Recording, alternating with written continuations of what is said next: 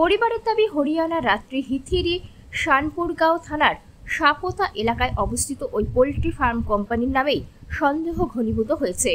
তাদের অভিযোগ, কোম্পানির গাড়িতে যাওয়ার সময় ঠিক কিভাবে এবং কোন পরিস্থিতিতে নিখোঁজ হলেন রঞ্জিত তা স্পষ্ট নয়, ফলে একাধিক প্রশ্ন উঠেছে।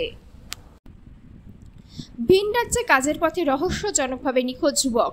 আলিপুরদুয়ার জেলার কালচিনি ব্লকের কোদালবস্তি পশ্চিম সাঁওতালি মেন্দাবাড়ি গ্রাম পঞ্চায়েতের অন্তর্গত কোদালবস্তি গ্রামে চাঞ্চল্য। কর্মসূত্রে ভিন রাজ্যে যাচ্ছিলেন গ্রামের 5 জন বাসিন্দা।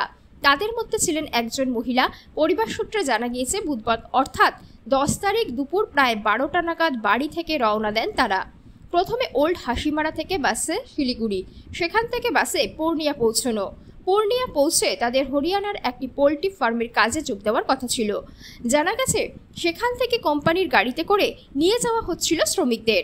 ওই 5 জনের মধ্যে ছিলেন রঞ্জিত লাকডা, সানাম ওরাও, ইব্রানি ওরাও, যুগল রাভা এবং চুইও ওরাও।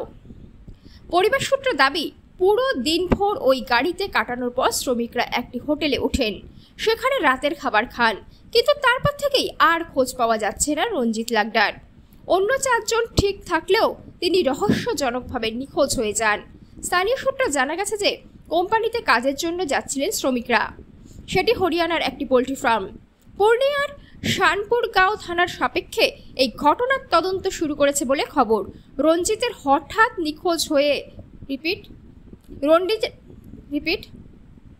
রঞ্জিতের হঠাৎ নিখোঁজ হওয়ায় পরিবারের নেমে এসেছে শোকের ছায়া। তাদের অভিযোগ, শ্রমিকদের নিরাপত্তার ব্যাপারে যথেষ্ট গাফিলতি হয়েছে। এখন প্রশ্ন উঠেছে, কোথায় এবং কিভাবে অদৃশ্য হয়ে গেলেন রঞ্জিত লাকডা। পুলিশের পক্ষ থেকে ইতিমধ্যে তদন্ত শুরু হয়েছে। পরিবার সূত্রে দাবি, দ্রুত রঞ্জিতের সন্ধান না মিললে বৃহত্তর আন্দোলনের পথে নামবেন তারা। जितना सका थी उतना करके देखा थी। हम इनसे है अनुरोध है जे भी देखबा कहाँ भी पाबा हम इनकर दादा के पोल्ट्री फार्म में जाए।